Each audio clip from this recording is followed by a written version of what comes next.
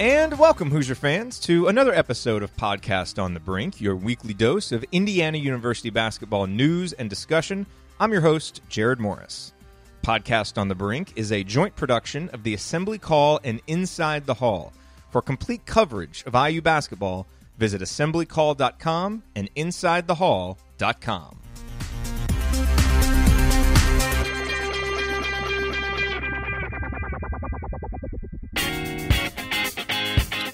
On this week's edition of Podcast on the Brink, Alex Bozich is back, and we are joined by Jordan Wells from thehoosier.com to have a wide-ranging discussion about recruiting as the July evaluation period is going strong. The first domino fell for the 2019 class as DJ Carton made his announcement last week that he will be attending Ohio State and not Indiana. So we discuss what that means, where Indiana goes from here in terms of guards in the class of 2019, and we get Jordan's observations from the Peach Jam. He was there, saw Trayce Jackson-Davis and Keon Brooks and Armon Franklin and Brandon Newman and so many other IU targets play, and so we get his impressions of those guys, where their recruitment stand for Indiana, and we also look ahead to the class of 2020 as well and get some insight on one of the guys that Indiana has offered in that class, as well as some other in-state players, and we talk about the big news of Hoosier Hysteria being announced and if we should read anything into that from a recruiting perspective, since the date is so much earlier this year than it was last year. So all of that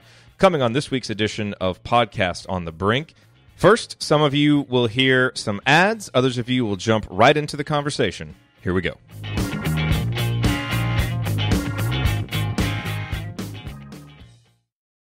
Okay, and I'm joined this week on Podcast on the Brink, as I always am, by Alex Bozich of Inside the Hall, and our guest this week, Jordan Wells, who covers IU basketball and recruiting for thehoosier.com and appears frequently with Stu Jackson on Heard on the Hoosier, which you're obviously a podcast listener if you're listening to this, so definitely subscribe to Heard on the Hoosier as well, because they do a great job with their podcast. Jordan, welcome to Podcast on the Brink. Hey, thanks for having me, man. So, guys, I figured the place that we should start is the big news that came out today, the day that we're recording this, which is that the date for Hoosier Hysteria is set. So Hoosier Hysteria is going to be on September 29th, and that is much earlier than it was last year when it was October 21st. So, Jordan, let me ask you this. What, if anything, should we read into the early date for Hoosier Hysteria? Because while that is an event for fans, it is as much, if not more so, an event for recruiting. So do you read anything into it being that early? Well, the thing I read into it is that we're going to have to finish our magazine a few weeks earlier than I anticipated. We want to have it ready for that. But no, I don't know if I see anything into it as far as when it is, if it's a few weeks early or whatever. I do know this, that they obviously want to make that a huge priority with the recruits. You had Romeo Langford and Darius Garland there last year, as well as some of those 2019 guys like Trayce Jackson-Davis and Keon Brooks. Now this year, obviously Trayce is probably going to visit for the same weekend. I assume Keon will too, because those are both two priority IU targets. So I don't know how much I look into the date. I do know that they want that to be a huge recruiting event and a big weekend to have some of their top targets on campus and see the passion that people have for Indiana basketball.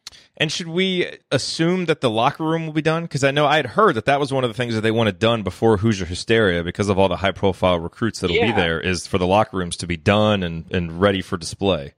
Yeah, I mean, I guess if that's been their goal and they went ahead and set that date, I would think so.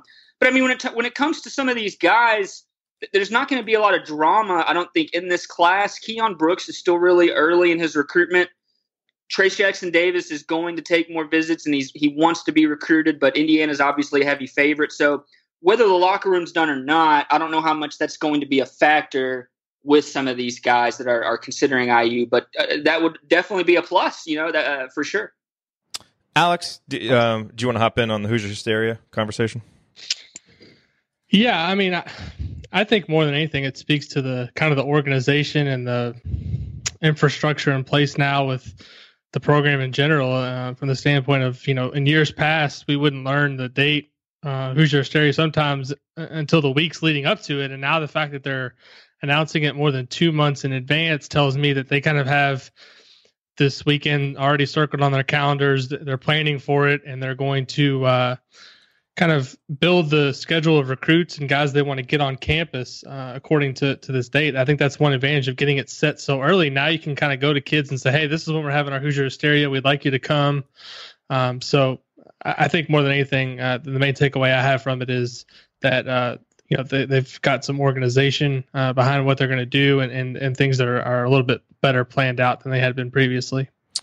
So, Jordan, one of the reasons that we wanted to talk to you this week is obviously, this is a huge recruiting time, and you were at the Peach Jam, and so we want to get some, some insight on some of the guys that you saw there. But let's start with DJ Carton, because his commitment, and for anybody who missed it, he committed to Ohio State over his other two finalists, Indiana and Michigan. His commitment was really one of the first dominoes to fall in this class for Indiana. Were you and it kind of seemed to me leading up to it that it felt like Ohio State was kind of being handicapped as like the third most likely school to be picked, but just kind of goes to show that you never quite know, what kids are thinking, what they're going to do. He commits to Ohio State. How much did that surprise you that he made that choice? I thought it was pretty surprising. I think you're right about that, where I think for a while people thought that IU and Michigan were kind of the top two, with Ohio State as the third. I think that was the speculation, and that was what people thought. And then you see him schedule the official visits back to back with Michigan and Indiana, and that didn't do anything to put out those flames, that those were the top two. You're thinking you go visit those two, and assuming one of them goes well enough, maybe you pop after that. And when he came out of those visits and didn't make a decision, I'm going, well, is he going to take more visits now? And what's going to happen? Obviously, he quickly schedules that Ohio State visit, which is something really new for me to see a July evaluation period official visit. I don't think I've seen that before. So I did anticipate that a decision would come right after that Ohio State visit.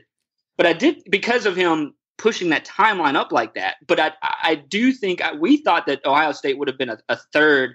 That they obviously must have killed the visit. It must have just been a tremendous weekend. And, kudos to Ohio State for getting that done. I do think it was a critical recruitment for IU. And we can maybe get more into that in terms of guards this cycle. There's just not a lot of them out there. So they're going to be fine where you got Rob Finney. It's not like this was a must-get kid. Obviously, you would have liked to get him. But it's not a must-get recruitment. But it does make things difficult from the perspective of there's just not a lot of guards nationally this cycle, especially in the Midwest. And where Indiana goes from here, I'm not sure. But overall, yeah, not super surprised by the timing. I was a little surprised Ohio State was the pick. I know our Michigan site obviously has some great sources at Michigan. They felt very confident going into after the Ohio State visit that they were going to be the pick. And turns out they weren't. So it's a bit of a stinger for Michigan for sure. I do want to get into, who some of the other options are now that will kind of move to the top of Indiana's list for a ball handler in this class. But let me ask you this about the Carton recruitment, because this is now the second 5-star point guard that Archie has gone after really hard, with Darius Garland being the other one, and failed to land. And, it was assumed, that because Archie was a former point guard himself, maybe he'd be able to attract top point guard talent, and maybe he still will, and maybe I should, shut my mouth and show more respect to Robert Finney. But should we be at all concerned about Indiana coming up short for both Carton and Garland when it comes to, getting elite ball handlers into IU? No, I absolutely love this staff and the way they recruit. You guys know that I'm not biased. I'm not originally from Indiana, so obviously the Hoosiers are growing on me some, right? When you move here and you start to get to know some of these guys, but no, I love this staff. I love the way that they execute, where they don't cast too wide of a net, but they also don't have too much of a sniper approach, where if you miss out on your top guy, you come out empty-handed for the class, or end up signing somebody really inferior. So I've always had coaches tell me that you get told no more often than yes. And if you look at the numbers, if you're every single school outside of maybe Kentucky, that's true. And even Kentucky gets told no. So guys are going to tell you no. And with just about every school, more guys tell you no than guys that tell you yes. What matters is the guys that tell you yes and who you end up getting. So at the end of the day, again, obviously you would love to get a DJ Carton and you'd love to get a Darius Garland, but IU did get Rob Finney last cycle. I do think I'm a little curious about where it goes this cycle, because the guards just aren't out there, but IU will keep looking. I think that this staff is really smart. I love their approach, and I think IU fans are in good hands. I think that they should trust that this staff will do the right thing, whether that's take a guard that's maybe lower ranked, whether that's punt to the next class, whatever they end up doing, I think that IU fans should trust that this staff will handle it the right way. Jordan, as Jerod mentioned, you were at the Peach Jam last week. Neither of us were, so we're kind of curious for some of your thoughts, obviously, on that event specifically. I've been to the EYBL before, and I kind of know what the games are like, but we were talking a little bit before we started recording here, and you mentioned that just kind of the competitive environment being a little bit different than the EYBL regular season. In general, what were kind of some of your just high-level thoughts on the Peach Jam from this year? Any major takeaways? And if you want to kind of slant it towards some of the IU guys, maybe Trayce Jackson-Davis, Keon Brooks, but overall, just kind of interested to hear some of your high-level observations from the event this year. Sure. Well, as far as the event goes, it's spectacular. I've always told fans of college basketball, period, if you love college hoops, you've got to get to one of these events. It's so neat, like where you'll be going into the bathroom and somebody comes out and they open the door for you and it's Coach K. You know, I actually had that happen to me. And I'm like, whoa. Stuff like that happens at these events where you've got all these high-powered coaches walking around and then all these high-powered recruits. The Peach Jam specifically is the postseason tournament for Nike. So it's really competitive. There's 40 teams on the circuit, I think, around that, and like 24 get into the Peach Jam. So they all really want to win. The bleachers are filled, and there are obviously only, a couple hundred people that can fit into these bleachers. They are in, these gymnasiums that have 5 or 6 gyms in them.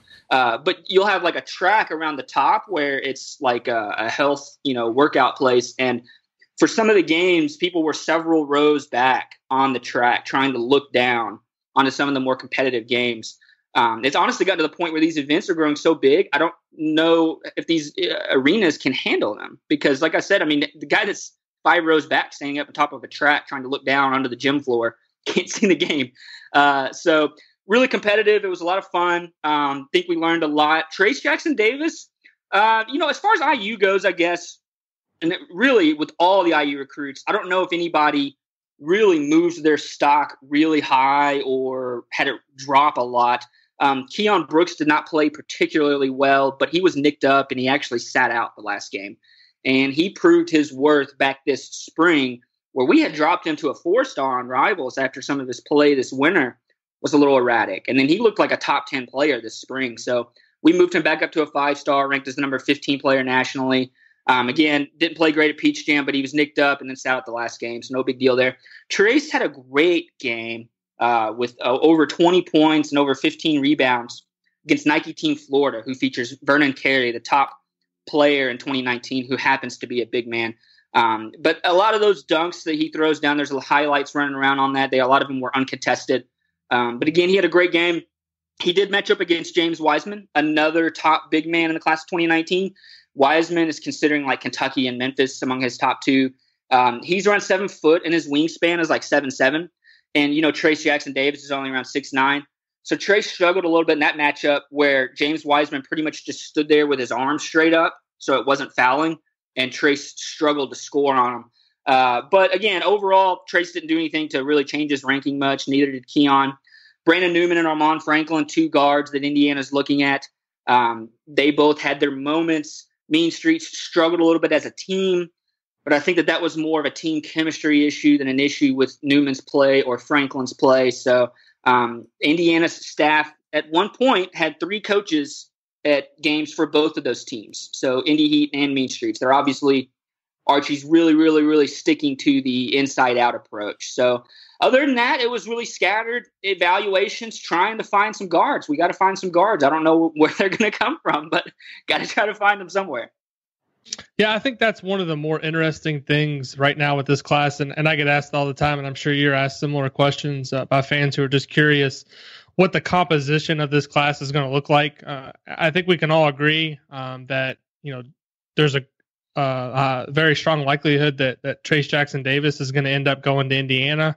I've not been given any information to lead me to believe that he's going to be going anywhere else. We'll see how that all turns out. But beyond that, this class to me is interesting because Indiana did such a good job with this most recent recruiting class in terms of just kind of building some depth at certain positions in their program. And so they can, in my opinion, be a little bit more selective on who they go after in this class.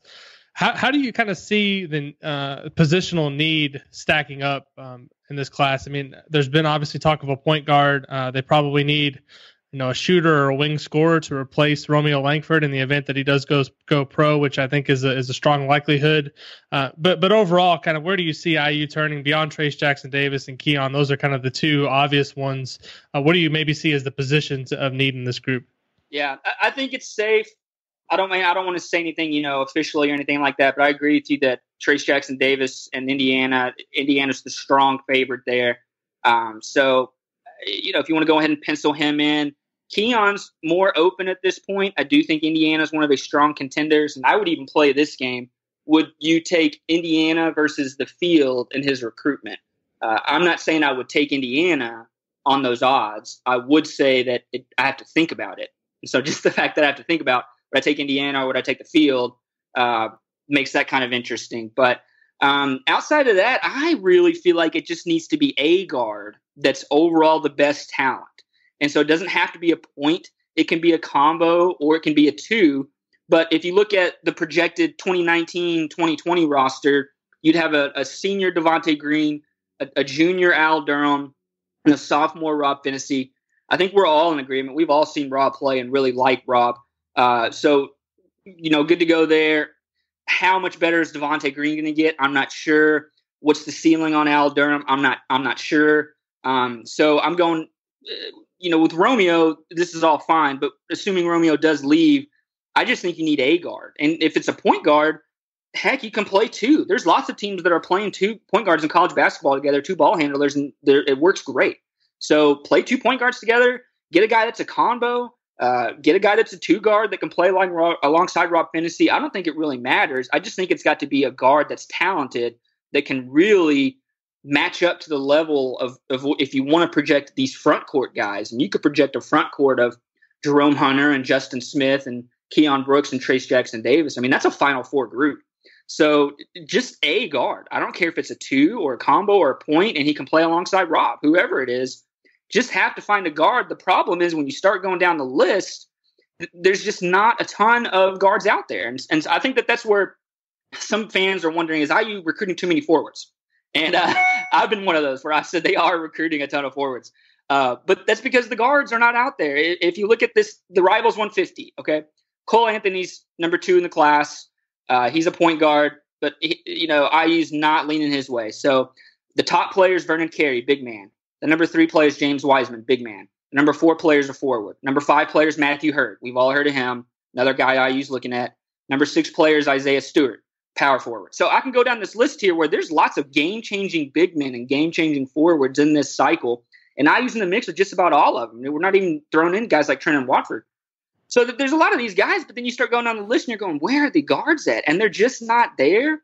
And then the guards that are there, they're in Texas and Alabama and New Jersey and guys that are further away, Florida, where you're going, well, I don't know how that's going to go.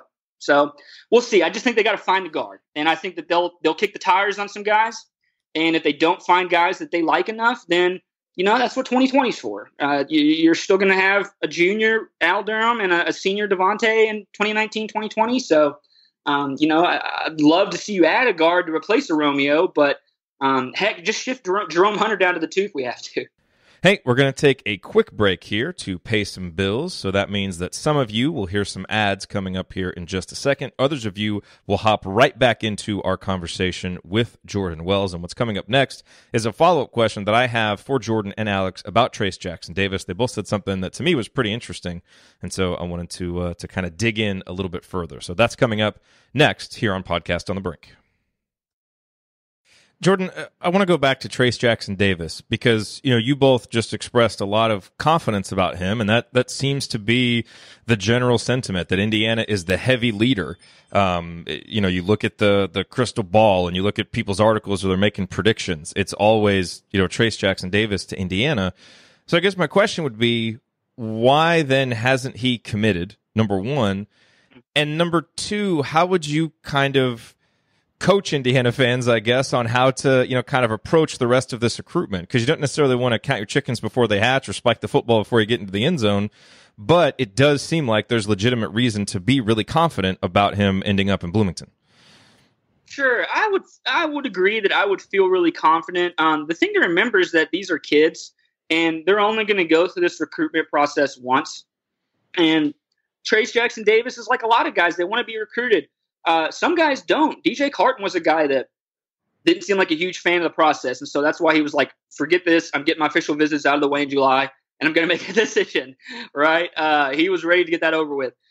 Some guys want to enjoy the process and be recruited. And I don't think, let's say Trayce Jackson-Davis takes an official visit to UCLA. How many of us would turn down a paid weekend to go to UCLA and have the red carpet rolled out for us? I'd be down for that. So, especially in the winter, right? So, Indiana has done a great job in that recruitment. I think that they've made it very well known. He's their number one guy in the class. I think that he's respected that. I remember writing an article a while back when he visited campus like 3 times in a single week. And it was kind of like, I don't know if I've ever seen that. I mean, Musa Jallo lived in town. He didn't even visit IU's campus 3 times in a week. So obviously Trayce likes IU a lot. I think they're a strong contender. IU's made them a top priority, but I would say this is not over yet. Okay. He wants to be recruited and let's just keep letting the process play out, see what happens. So, I wouldn't get your heart totally set on it, but because anything can change. You saw what just happened with DJ Carton, where we're thinking it's IU and Michigan, and maybe Michigan was the leader. I don't ever know that I really thought he was going to IU, but we thought Michigan was the leader, and then he schedules the Michigan IU visits back to back, and you're going, well, maybe this works out, and then he takes the last-minute trip to Ohio State and ends up picking them. So recruiting's tough. People always want to know, be the first to know where the guy's going to go and make a guarantee and like all this kind of stuff. I would never do that because things change and kids change their minds. But IU's done a really good job. Trayce wants to be recruited.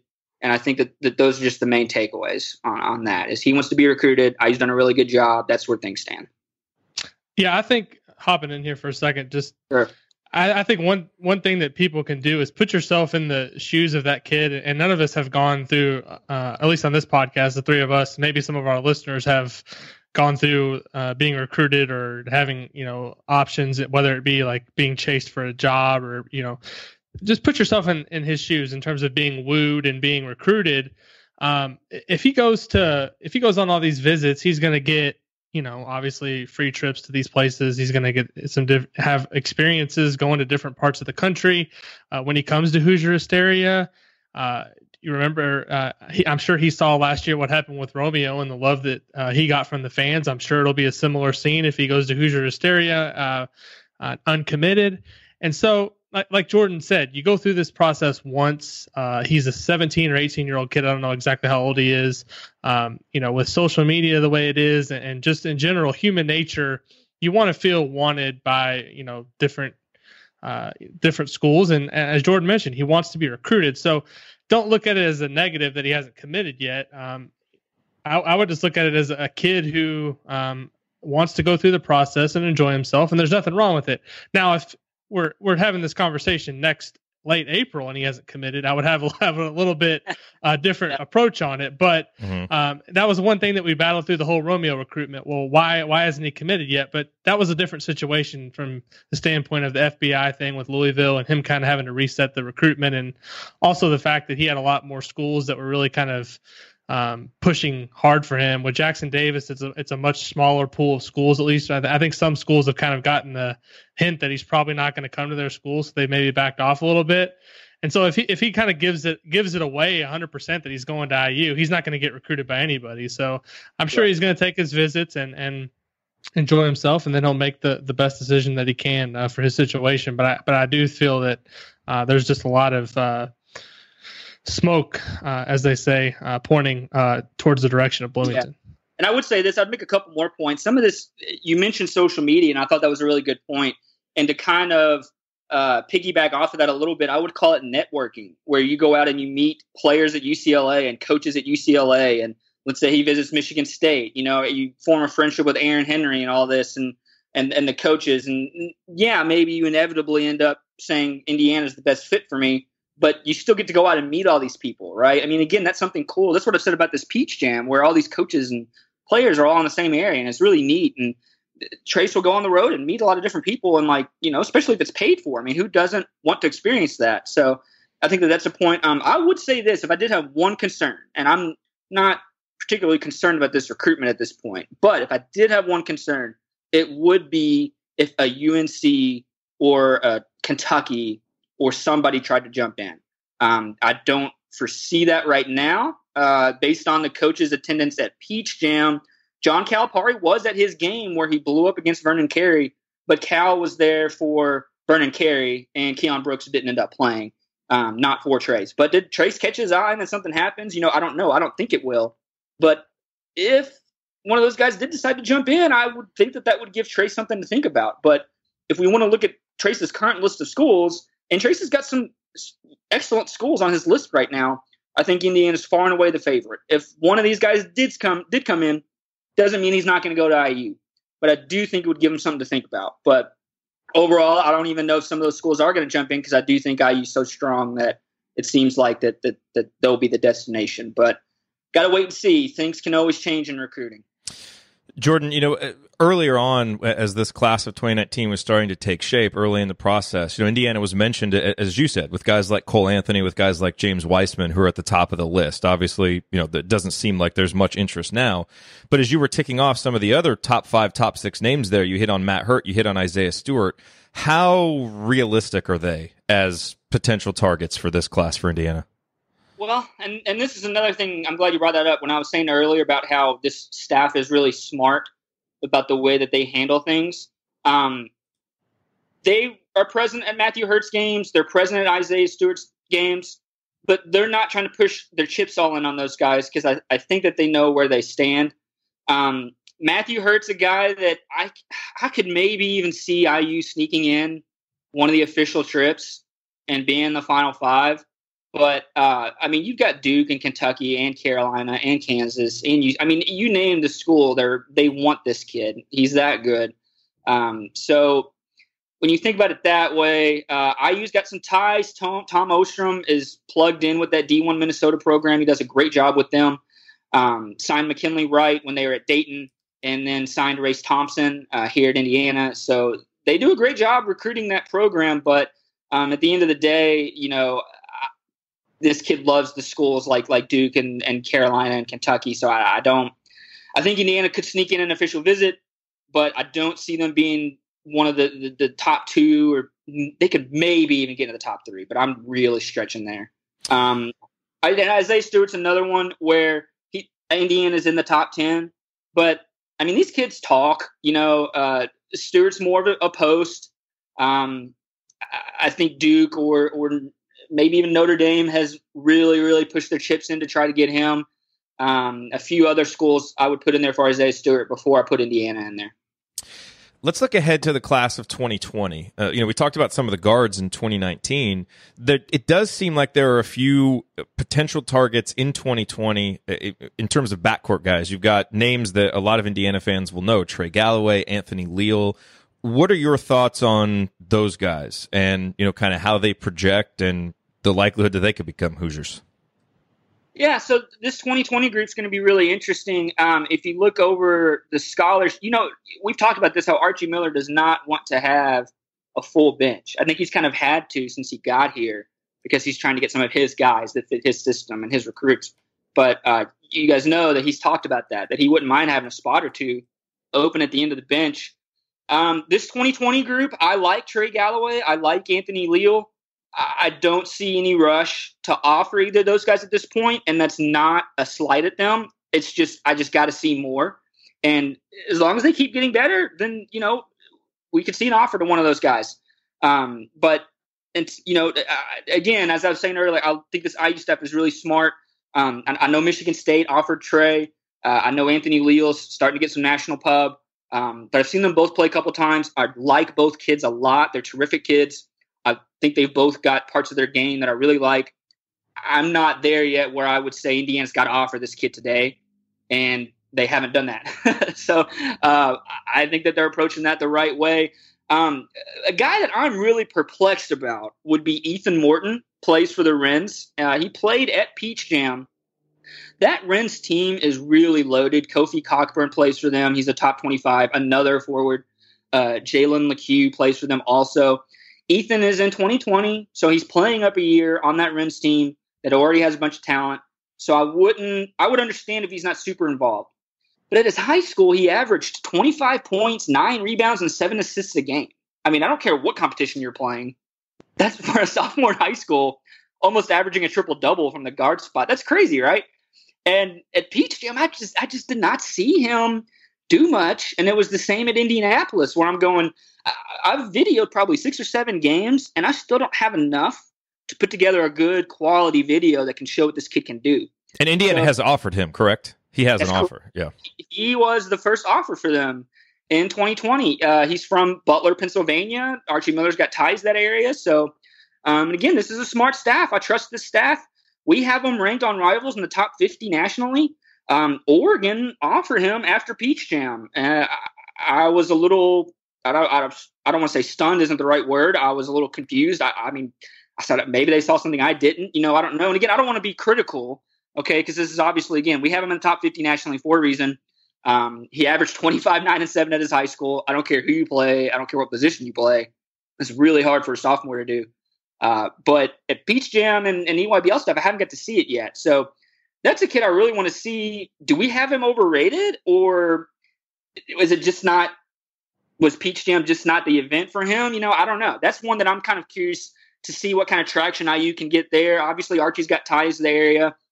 And again, the first offer for the class of 2020, I think that's an important thing for them. So we'll see. You got the out-of-state guy in Ethan Morton. You got a couple of in-state guys in Trey and Anthony Leal that no offers yet, but both have things about their game that I think are likable. Anthony's keeps getting better and keeps getting better every time I see him. He's grown.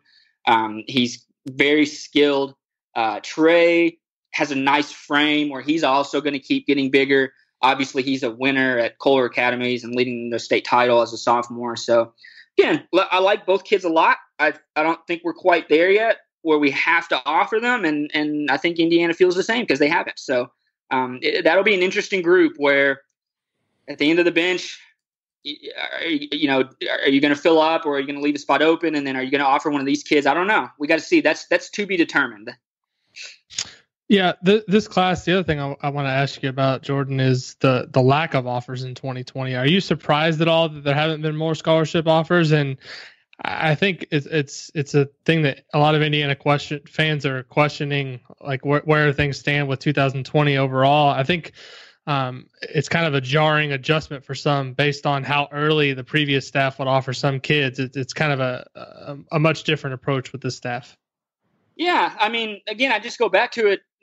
Trey and Anthony, I like both those kids a lot, but I've seen them play several times now, and when I evaluate them, I'm like, God, Indiana's got to get on this kid today. No, I'm just not there yet. And that's no slight at either of them. They're both excellent prospects. We have them ranked in the Rivals 150. They're both going to be terrific players. Maybe they both end up at IU, but when you watch them play right now, you don't say, you got to get this kid right now. And that is different than the previous staff, where if you looked at a kid like Pierce Thomas, and I'm the biggest Pierce Thomas, I'm the president of the Pierce Thomas fan club. In the class of 2021, a wing from Brownsburg. I don't know if everybody else is quite with me there on that yet, but that's okay. I'll hold the fort down. So a kid like Pierce Thomas, with as athletic as he is, he would already have an offer from the previous staff. But Pierce is as athletic as he is, his skill is not quite consistent enough yet. If he gets there, then he's a very easy offer because he's so athletic, but not quite there yet. So there's just no rush. I just think that this staff is, again, they just execute really well. They know when to offer. They know when to wait. They do their homework.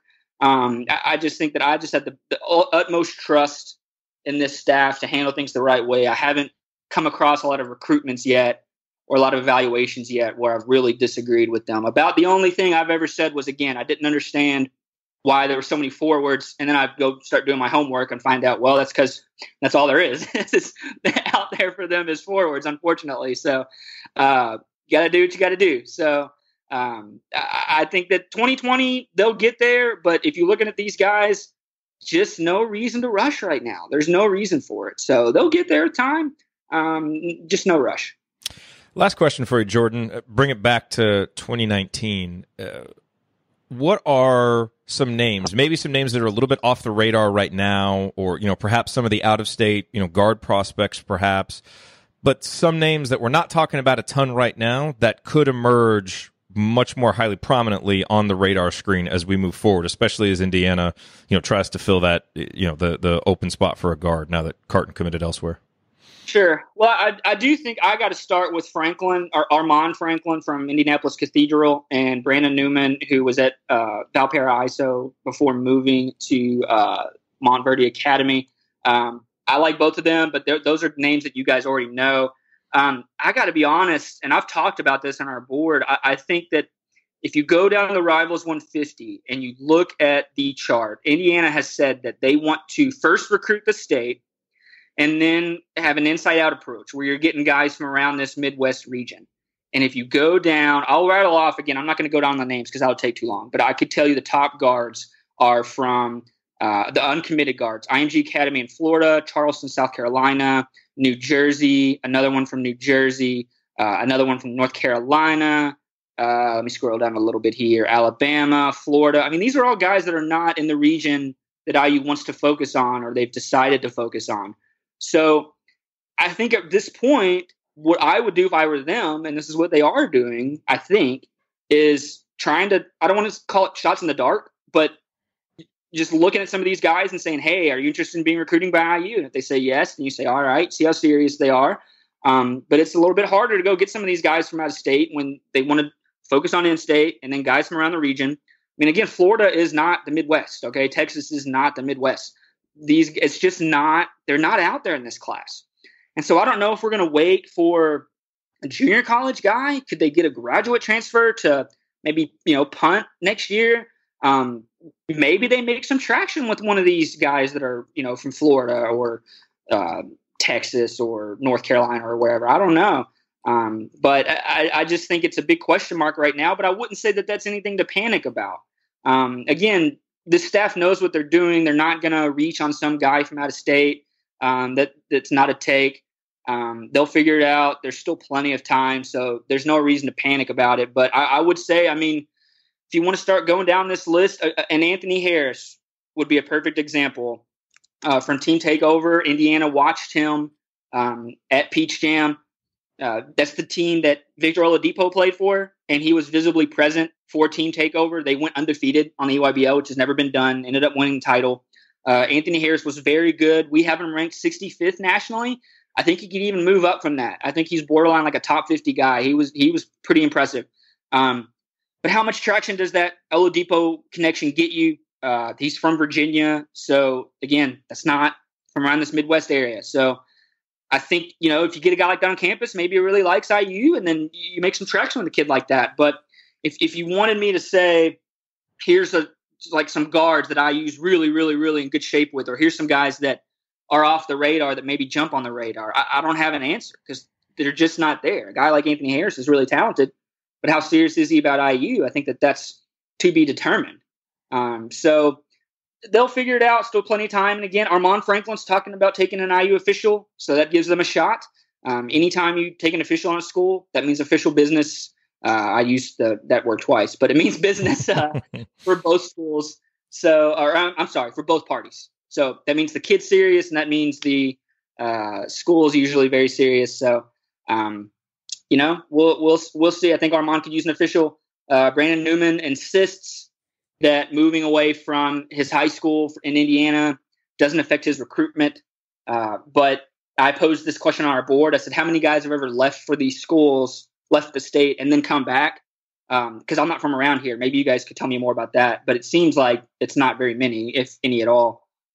So he insists it doesn't affect his recruitment. We'll see.